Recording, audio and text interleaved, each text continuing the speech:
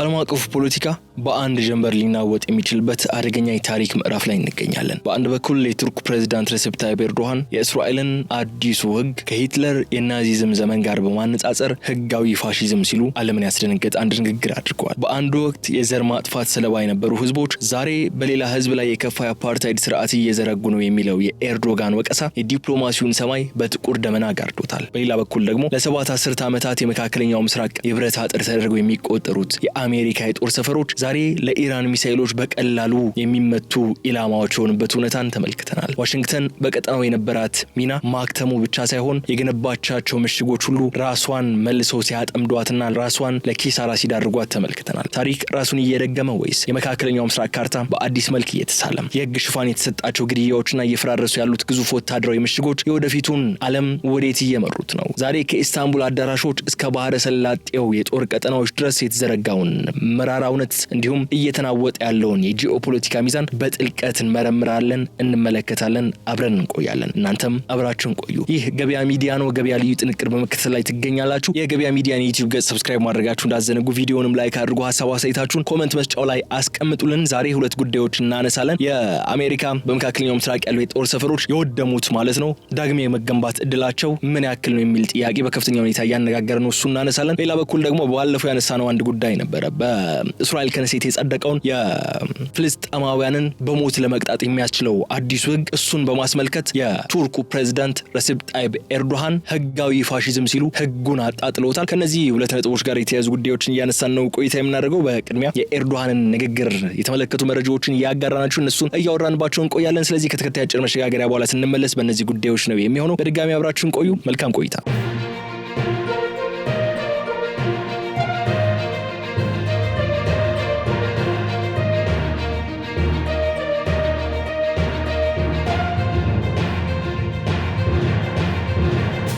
በመካከለኛው ምስራቅ የፖለቲካ ትኩሳት ውስጥ አዲስና እጅግ አስደንጋጭ የታሪክ ንጽጽር ተከስቷል። ይህም ዓለም አቀፍ ዲፕሎማሲውን ከመሰረቱ ያናወጠው ነው የሚገኘው። ሰሞኑን በኢስታንቡል በተካሄደ የእስያ የፖለቲካ ፓርቲዎች ዓለም አቀፍ ኮንፈረንስ ላይ የተገኙት የቱርኩ ፕሬዝዳንት ረሲፕ ታይብ ኤርዶሃን እስራኤል በፍልስጤማውያን እስረኞች ላይ የሞት ቅጣት ለመጣል ያስተላለፈችው ውሳኔ አስመልክቶ የሰጡት አስተያየት በዓለም ዙሪያ ከፍተኛ መነጋገሪያነት አግኝቷል። ፕሬዝዳንቱ ይህንን አዲስ የእስራኤል ህግ ማዕቀፉ በቀጥታ ከአዶልፍ ሂትለር የዘር ማጥፋት ፖሊሲ ጋር በማነጻጸር እስራኤል በ21ኛው ክፍለ ዘመን የናዚዝምን ጥላ ዳግም እያነቃች ነው በማለት በጽኑ ወቅሰዋል። ይህ ንግግር ተራ የፖለቲካ ትችት አይደለም። እስራኤል በህግ ስም እየፈጸመችው ያለውን ድርጊት ምንነቱ በጥልቀት የሚመረምርና ዓለም አቀፉ ማህበረሰብ ሊያስተውለው የሚገባ አደገኛ ዝንባሌን የሚያጋልጥ ነውም ተብሎለታል። እንደ ኤርዶሃን ገለጻ ከሆነ የእስራኤል ፓርላማ ወይም ከነሴት ያጸደቀው ይህ የሞት ቅጣት ህግ በይዘቱም ሆነ በአፈጻጸሙ ከአድሎና ከዘረኝነት የተቀዳ ነው ብለዋል።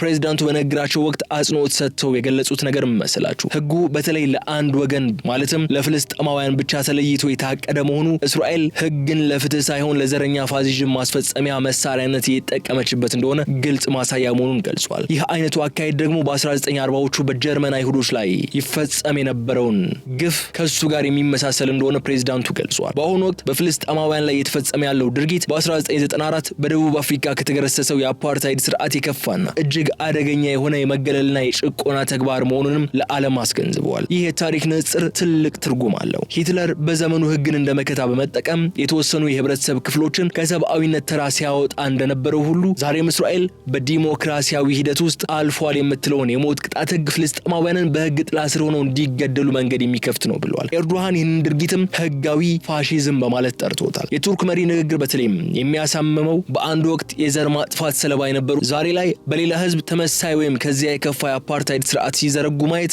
ምን ያህል የታሪክ ምጸት እንደሆነ የሚያመላክት ንግግር በመሆኑ ነው። በተጨማሪም ፕሬዝዳንቱ በንግግራቸው ላይ የጠቀሱት ሌላው ቁልፍ ነጥብ ይህ ድርጊት የዓለም አቀፉን የህግ የበላይነት መርህ የሚጥስ መሆኑን ነው። አንድን ህዝብ በዘሩ፣ በሃይማኖቱ ወይም በማንነቱ ለይቶ ለሞት ቅጣት የሚዳርግ ህግን ማውጣት የዘመናዊው ዓለም የሰብአዊ መብት ድንጋጌዎች የቆሙለትን መሰረታዊ እሴት የሚንድ ነው ብለዋል። በክፍለ ዘመናት መካከል ያለው ልዩነት ቢኖርም እንኳን የጭቆናው መንፈስና ህግን ለጥፋት የመጠቀም ስልቱ ግን ተመሳሳይ መሆኑን የኤርዶጋን ንግግር አንድምታ ያረጋግጣል። ይህ ሁኔታ ደግሞ ዓለም አቀፍ ተቋማትና የሰብአዊ መብት ተሟጋቾች ዝምታቸውን ሰብረው እንዲወጡ የሚያስገድድ ከመሆኑም በላይ በመካከለኛው ምስራቅ ለሚታየው ቀውስ እንደ አዲስ የሞራልና የህግ ሚዛን የሚሰጥ ነው። የእስራኤል ፓርላማ ወይም ክኔሴት በፍልስጤማውያን እስረኞች ላይ የሞት ቅጣት እንዲፈጸም ያሳለፈው ውሳኔ በዘመናዊው የህግ ታሪክ ውስጥ እጅግ አደገኛ ተቀባይነት የሌለው እርምጃ ተደርጎ ተወስዷል። በ62 የድጋፍና በ48 የተቃውሞ ድምጽ የጸደቀው ይሄው ህግ በወረቀት ላይ የጸጥታ እርምጃ ቢባልም በተግባር ላይ ግን ፍልስጤማውያንን ብቻ ለይቶ ለማጥቃት የታለመ የፖለቲካ መሳሪያ መሆኑን ዓለም አቀፍ ተመልካቾች የሚስማሙበት ጉዳይ ሆኗል። በተለይ ግን የቀኝ ዘመም ፖለቲከኞች ይህንን ህግ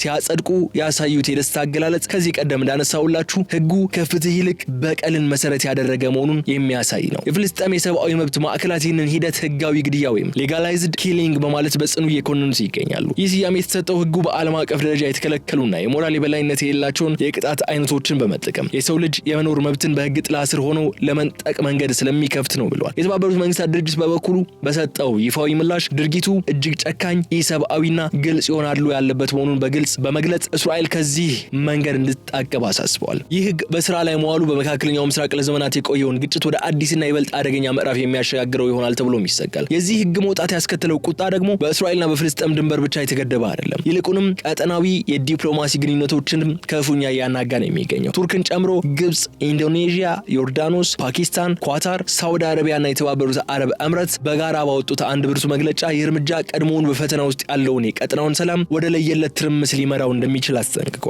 እነዚህ ሀገራት ህጉ በተለይ ፍልስጤማውያን ላይ ብቻ እንዲያነጣጥ ተደርጎ መቀረጹ እስራኤል ለአካባቢው መረጋጋት ያላትን ደንታ ቢስነት የሚያሳይ ነው ብለው ያምናሉ። በዚህ ውስጥ ልናስተውል የሚገባው ትልቁ ቁም ነገር ደግሞ መስላችሁ የህግ የበላይነት ለአንድ ወገን ጥቅም ብቻ ሲውል የሚፈጥረውን ማህበራዊ ሰምጥ ነው። እስራኤል ይህንን ህግ ለጸጥታ ማስከበሪያነት እንደምትጠቀምበት ብትገልጽም ዓለም አቀፍ የህግ ባለሙያዎች ግን ድርጊቱን የዘረኛ ፋሲዝም መገለጫ በማለት ይፈርጁታል። ህጉ ግልጽ የሆነ የዘር አድሎ የሚታይበት በመሆኑ በፍልስጤማውያን ወጣቶች ዘንድ ይበልጥ የመከፋትና የጥላት ስሜት እንደሚዘራ ብሎም ይህም በቀጣይ ለሚፈጠሩ ግጭቶች እንደ ነዳጅ ሆኖ እንደሚያገለግል ይገመታል። የፕሬዝዳንት ሬሲፕ ታይብ ኤርዶሃን ንግግር ደግሞ በቱርክና በእስራኤል መካከል ያለውን ግንኙነት ወደማይመለስበት ጫፍ እያደረሰው ነው የሚገኘው። እስራኤል ከናዚ ጀርመን ጋር በቀጥታ በማነጻጸር እንዲሁም ድርጊቱን ከሂትለር ፖሊሲዎች ጋር ማያያዝ ማለት በሁለቱ ሀገራት መካከል ያለውን የቃላት ጦርነት ወደ ላቀ ዲፕሎማሲያዊ ቀውስን አሸጋግሮታል። ይህ ሁኔታ ቱርክ በቀጠናው ያላትን የሽምግልና ሚና የሚቀንስ እንኳን ቢመስል፣ በሌላ በኩል ግን የፍልስጤምን ከውዝ ደጋፊዎች ደግሞ በቁጣ በማስተባበር ረገድ ግንባር ቀደም ተጠቃሽ አድርጓታል። ይህ የስቅላት ህግ ተብሎ የተፈረጀው ውሳኔ እስራኤል ለዓለም አቀፍ መድረክ ያላትን ተቀባይነት ይበልጥ አደጋ ላይ ጥሎታል። አውራጃዊ ወይም ሃይማኖታዊ ተቃውሞዎችን አልፈውን እንደ ፖላንድ ያሉ የአውሮፓ ሀገራት ጭምር ይህንን ህግ በጽኑ ማውገዛቸው ተሰምቷል። እስራኤል ደግሞ በዲፕሎማሲው ጎራ ለብቻዋ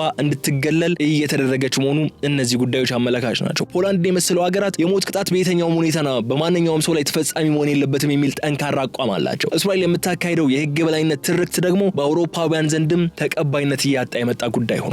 ይህ ዓለም አቀፋዊ መገለል እስራኤል በኢኮኖሚና በወታደራዊ መስኮች ካሏት አጋሮች ጋር ወደፊት ለምትፈጥረው ግንኙነት ትልቅ እንቅፋት እንደሚሆን ነው የሚገመተው። ከሁሉም በላይ ደግሞ ይህ ህግ በፍልስጤም ምድር ላይ ሊፈጠር የሚችለውን ሰብአዊ ቀውስ እጅግ አሳሳቢ ያደርገዋል። ኤርዶሃን እንደገለጹት እስራኤል ከ1994 የደቡብ አፍሪካ አፓርታይድ ስርዓት የከፋሉ እየፈጸመች ከሆነ ይህ ማለት ፍልስጤማውያን በገዛ ሀገራቸው እንደ ሁለተኛ ዜጋ ሳይሆን እንደ ወንጀለኛ ታይተው በህግ ጥላ ስር እንዲገደሉ እየተደረገ ነው ማለት ነው። ይህ ደግሞ በፍልስጤማውያን ዘንድ ያለውን የነጻነት ጥማትና የትግል መንፈስ ይበልጥ እንደሚያባብሰው እንጂ ሰላምን እንደማያመጣ የታሪክ ምሁራን ይከራከራሉ። ህግን ሽፋን ያደረጉ ግድያዎችና የዘር አድሎዎች የታሪክን ጥቁር ጠባሳ ዳግም እየቀሰቀሱ ባለበት በዚህ ወቅት ዓለም አቀፉ ማህበረሰብ ከውግዘት ባለፈ ተግባራዊ እርምጃ መውሰድ ካልቻለ የመካከለኛው ምስራቅ ሰላም በጉም ላይ የተጻፈ ሆኖ ነው የሚቀረው። ፕሬዝዳንት ኤርዶሃን እንዳሉት ይህ ድርጊት የዘረኛ ፋሲዝም መገለጫ ከሆነም ዓለም አቀፋዊው ስርዓትን አደገኛ አካሄድ ለመግታት ምን አይነት ሞራልና የህግ ግዴታ ይኖርበታል የሚለው መልሶ የሚገኘው በወረቀት ላይ በሚሰፍሩ ውግዘቶች ሳይሆን በምድር ላይ በሚታዩ ተጨባጭ የፍትህና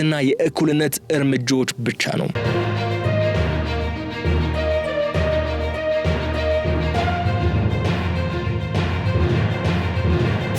ይህን ብለን ወደ ሌላኛው ሁለተኛው ጉዳያችን ደግሞ እናምራና ለበርካታ አስርተ ዓመታት በመካከለኛው ምስራቅ የነበረው የአሜሪካ ወታደራዊ የበላይነትና የባህረ ሰላጤው ሀገራት የደህንነት ዋስትና ዛሬ ላይ ትልቅ የመከነ ድራማ መስሏል። ዋሽንግተን በቀጠናው የገነባችውን ግዙፍ የጦር ሰፈሮች ቀደም ሲል ለወዳጆቿ እንደ ብረት አጥር፣ ለጠላቶቿ ደግሞ እንደ አስፈሪ ማስጠንቀቂያ ነበር የሚቆጠሩት። ሆኖም ግን ከቅርብ ጊዜያት ወዲህ የተሰነዘሩት የኢራን የባሊስቲክ ሚሳኤል ጥቃቶች ይህንን የቆየ እምነት አመድ አድርገውታል። የጂኦፖለቲካ ተንታኞችና ወታደራዊ ባለሙያዎች አሁን ላይ በግልጽ እየተናገሩት ያሉት አንድ መራራ እውነት አለ። እሱም መሰላችሁ በባህረ ሰላጤው የሚገኙ የአሜሪካ የጦር ሰፈሮች ከጥቅማቸው ይልቅ ጉዳታቸው ያመዝናል የሚለው እውነታን ነው። እነዚህ ይዞታዎች አሁን ላይ አሜሪካን በቀጠናው ለማስከበር የሚረዱ ሳይሆን ለኢራን ሚሳኤሎች በቀላሉ የሚመቱና አሜሪካን ለከፍተኛ ኪሳራ የሚያጋልጡ ስልታዊ ድክመቶች ሆነዋል ነው የተባለው። የዚህ ለውጥ ዋነኛ ማሳያ ደግሞ በባህሬን የሚገኘው የአሜሪካ 5ኛው የባህር ላይ ክፍለ ጦር ወይም ፊፍዝ ፍሊት ዋና ሆኖ መጠቀስ ይችላል። ይህ ማዕከል ለዓመታት የአሜሪካ የባህር ኃይል ጉልበት መገለጫ ሆኖ ቆይቷል። አሁን ግን ከመኖሪያነትም ሆነ ከስራው ድማነት ውጪ የመሆን አደጋን የተደቀነበት የኢራን ሚሳኤሎች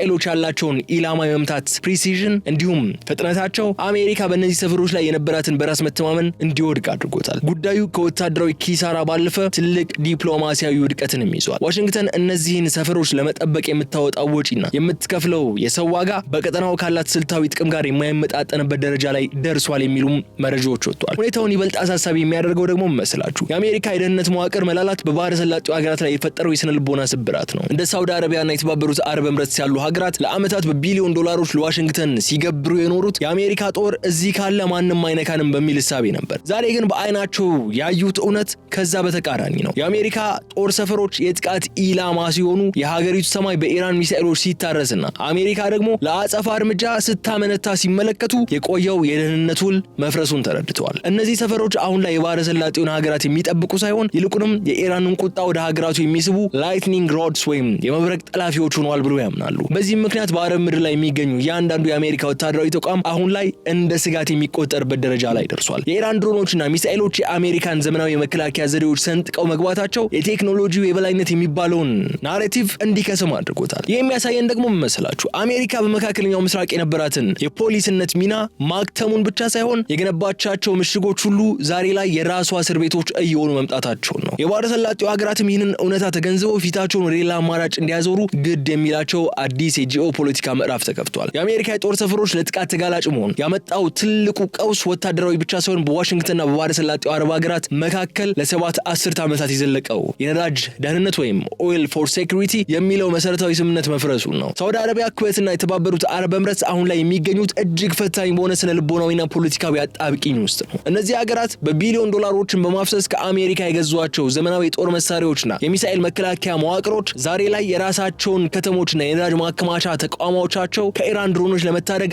አቅም ሲያንሳቸው ተመልክቷል። ይህም የባህረ ሰላጤው መሪዎች በአሜሪካ ላይ የነበራቸውን ፍጹም እምነት በጥያቄ ምልክት ውስጥ እንዲከቱት አስገድዷቸዋል። የዚህ ችግር ማሳያ ደግሞ በቅርቡ በደረሱት የኢራን የአጸፋ ጥቃቶች ወቅት የታየው የአሜሪካ የዲፕሎማሲና የወታደራዊ ክፍተት ነው። አሜሪካ በራሷ ይዞታዎች ላይ ጥቃት ሲሰነዘርባት እንኳን ጠንካራ የአጸፋ እርምጃ ለመውሰድ ያሳየችው መዘግየት ለባህረ ሰላጤው ሀገራት አንድ ግልጽ መልእክትን አስተላልፏል። አሜሪካ ራሷን ካልተከላከለች ለእኛ ልትከላከል አትችልም የሚል መራራ እውነት እንዲረዱ አድርገዋቸዋል። ይህ ክፍተት እንደ ሪያድና አቡዳቢ ያሉ የፖለቲካ ማዕከላት የራሳቸውን የህልውና መንገድ እንዲፈልጉ አድርገዋቸዋል። ሳውዲ አረቢያ ኦልሬዲ ከፓኪስታን ጋር ከንግግርም ባለፈ ስምምነቶች እስከ መፈራረም ድረስ ሄዳለች። አሁን ላይ ባህረ ሰላጤው ሀገራት ሰማያቸውን በኢራን ሚሳኤሎች ሲታረስ የአሜሪካ ባለስልጣናት የሚሰጡት ምላሽ ከአድናቆት ከቃላት ድጋፍ ባለመሻገሩ በቀጠናው ሀገራት ዘንድ የተከዳን አይነት ስሜትም እንዲነግስ አድርጓል። ከዚህ ባለፈ ደግሞ የአሜሪካ የጦር ሰፈሮች መኖር አሁን ላይ ለሀገራቱ የደህንነት ስጋት እንጂ ጥበቃ መሆናቸው ማብቃቱም በዝርዝር ሊታይ የሚገባው ጉዳይ ነው። ኢራን በአካባቢው ያሉትን የአሜሪካ ይዞታዎች በሙሉ እንደ ቀጥተኛ የጥቃት ኢላማ ተመልክታቸዋለች። እነዚህን ሰፈሮች ያስጠጉ ሀገራት በሁለቱ ኃይሎች እሳት መካከል እንዲገቡም አድርጓቸዋል። አየር ማረፊያዎች ሲዘጉ፣ ትምህርት ቤቶች ሲሰረዙ፣ እንዲሁም የንግድ እንቅስቃሴዎች ሲስተጓጎሉ ደግሞ የባህረ ሰላጤው ሀገራት ህዝቦችና መሪዎች የሚከፍሉት ዋጋ ከአሜሪካ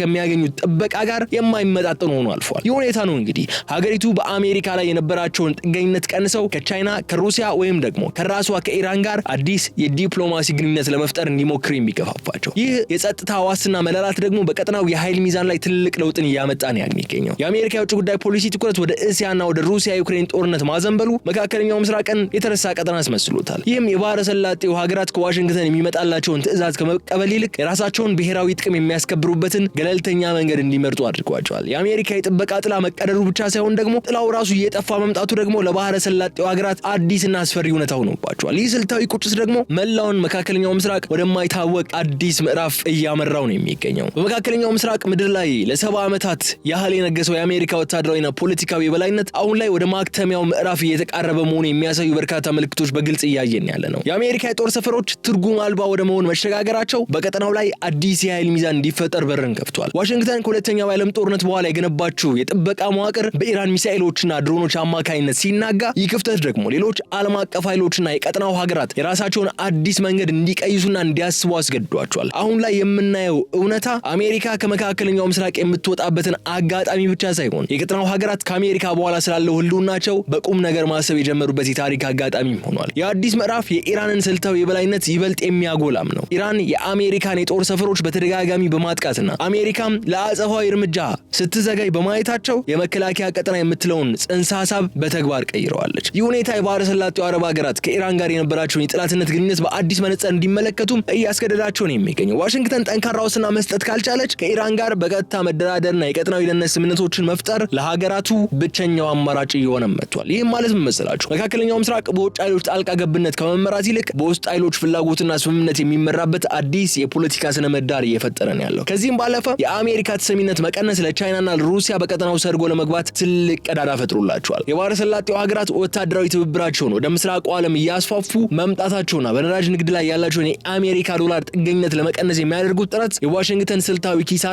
ምን ያህል ጥልቅ መሆኑን ያሳያል። አሜሪካ በራሷ ይዞታዎች ላይ የደረሰውን ጉዳት በይፋ ለመግለጽ መፍራቷና ወታደራዊ ድክመቷን ለመደበቅ መሞከሯ በቀጠናው የነበራትን የአዳኝነት ገጽታ ክፉኛ አበላሽቶታል። ይህ ደግሞ በታሪክ አጋጣሚ የሚፈጠር ተራ ክስተት ሳይሆን የዓለም የኃይል አስተላለፍ ወደ ብዙሃን የኃይል ማዕከላት ወይም መልታይ ፖላር ወርልድ እየተቀየረ መሆኑን የሚያረጋግጥ ነው። ለማጠቃለል ያህል ግን በመካከለኛው ምስራቅ የሚገኙ የአሜሪካ የጦር ሰፈሮች ከእንግዲህ የደህንነት ምሽግ ሳይሆኑ የአንድ ያረጀ ስልጣኔ ፍርስራሽ እስኪመስሉ ድረስ ነው ሆኖ የታዩት። የባህረ ሰላጤው ሀገራት ራሳቸውን ከዚህ አደገኛ ዙሪት ለማውጣት የሚያደርጉት ሽግግር በቀጣዮቹ 10 ዓመታት የቀጠናውን የፖለቲካ ካርታ በአዲስ መልክ ይስለዋል። አሜሪካ ከመካከለኛው ምስራቅ የምታፈገፍገው በፍቃዷ ሳይሆን በቴክኖሎጂና በስትራቴጂካዊ የበላይነት ለውጥ ተገዳ መሆኑም ታሪክ ይመዘግበዋል። ይህ ለውጥ ደግሞ ለቀጠናው ሀገራት አዲስ ነጻነትን ሊያመጣ ቢችልም እንኳ በሌላ በኩል ግን አዲስና ያልተገመተ የኃይል ሽኩቻ ውስጥ ሊከታቸው እንደሚችልም መገመት አያዳግትም። የመካከለኛው ምስራቅ የወደፊት እጣ ፈንታ አሁን ላይ የሚወሰነው በዋሽንግተን ውሳኔ ሳይሆን በቀጠናው ሀገራት ብስለትና በአዲሱ የኃይል ሚዛን ትክክለኛ ግንዛቤ ላይ ብቻ መሆኑም መረዳት ግድ ይለናል በማለት የዕለቱን ልዩ ጥንቅራችን እዚህ ላይ እንቋጫለን። በዛሬው የልዩ ጥንቅራችን የፕሬዝዳንት ረሲፕ ጣይብ ኤርዶሃን የእስራኤሉን መንግስት አቋምና ህጎች ከናዚው የሂትለር የአዶልፍ ሂትለር ስርዓት ጋር ያነጻጸሩበትን ጉዳይ ተመለከተን። ከዛ ባሻገር ደግሞ የአሜሪካ የመካከለኛው ምስራቅ ወታደራዊ ካምፖች የታርጌት መሆናቸው የመካከለኛው ምስራቅ ደህንነት እያናጉ ነው የሚለው፣ የቀጠናው ሀገራት ደግሞ ሌሎች አማራጭ ለመፈለግ እየተንቀሳቀሱና እየጣሩ ነው፣ ኢቭን ኢራን ራሷን ኮንሲደር እያደረጉ ነው የሚለውን ጉዳዮች አንስተን አብረን ቆይታ አደረግን። በቀጣይ በሌላ ጉዳይ እስክንገናኝ ድረስ ከዛ ድረስ በቸር እንድትቆይሉኝ ጋብዛችኋለሁ። የገበያ ሚዲያን የዩቲዩብ ገጽ ሰብስክራይብ ማድረጋችሁ እንዳዘነጉ፣ ቪዲዮውን ላይክ አድርጉ፣ ሀሳብ አስተያየታችሁን ደግሞ በኮሜንት መስጫው ላይ አስቀምጡልኝ። በቀጣይ በሌላ ጉዳይ እስክንገናኝ ድረስ በቸር ቆዩልኝ። ሰላም።